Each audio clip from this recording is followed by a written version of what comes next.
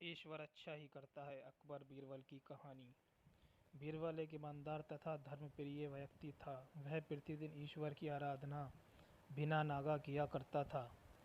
इससे उसे नैतिक व मानसिक बल प्राप्त होता था। वह अक्सर कहा करता था कि ईश्वर जो कुछ भी करता है मनुष्य के भले के लिए ही करता है। कभी कभी हमें ऐसा लगता है कि ईश्वर हम पर कृपा दृष्टि नहीं रखता, लेकिन ऐसा होता नहीं। कभी कभी तो उसके वरदान को भी लोग शाप समझने की भूल कर बैठते हैं।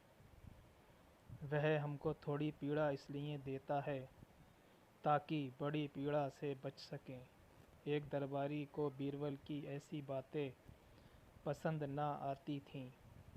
एक दिन वही दरबारी दरबार में बीरबल को संबोधित करता हुआ बोला, देखो ईश्वर ने मेरे साथ क्या किया।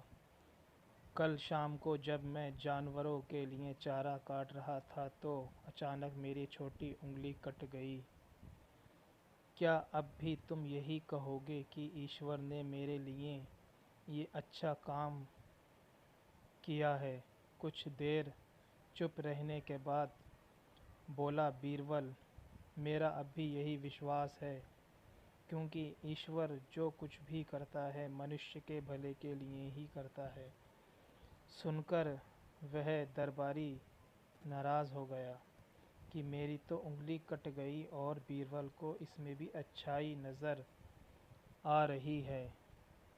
मेरी पीड़ा तो जैसे कुछ भी नहीं। कुछ अन्य दरबारियों ने भी उसके सुर में सुर मिलाया। तभी बीच में हस्तक्षेप करते हुए बादशाह अकबर बोले, बीरबल, हम भी अल्लाह पर भरोसा रखते हैं, लेकिन यहाँ तुम्हारी बात से सहमत नहीं।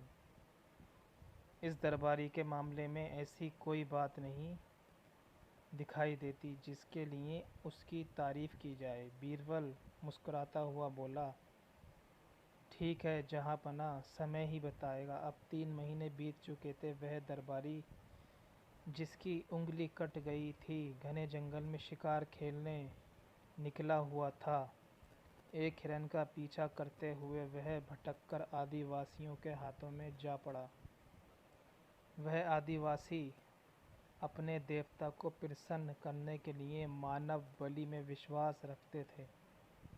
अतः वह उस दरबारी को पकड़कर मंदिर में ले गए बलि चढ़ाने के लिए। लेकिन जब पुजारी ने उसके शरीर का निरीक्षण किया तो हाथ की एक उंगली कम पाई। नहीं, इस आदमी की बलि नहीं दी जा सकती। मंदिर का पुजारी बोला, यदि 9 उंगलियों वाले इस आदमी को बलि चढ़ा दिया गया तो हमारे देवता बजाय प्रसन्न होने के क्रोधित हो जाएंगे। अधूरी बलि उन्हें पसंद नहीं। हमें महामारियों, बाढ़, सूखे का प्रकोप झेलना पड़ सकता है, इसलिए इसे छोड़ देना ही ठीक होगा। और उस दरबारी को मुक्त कर दिया गया।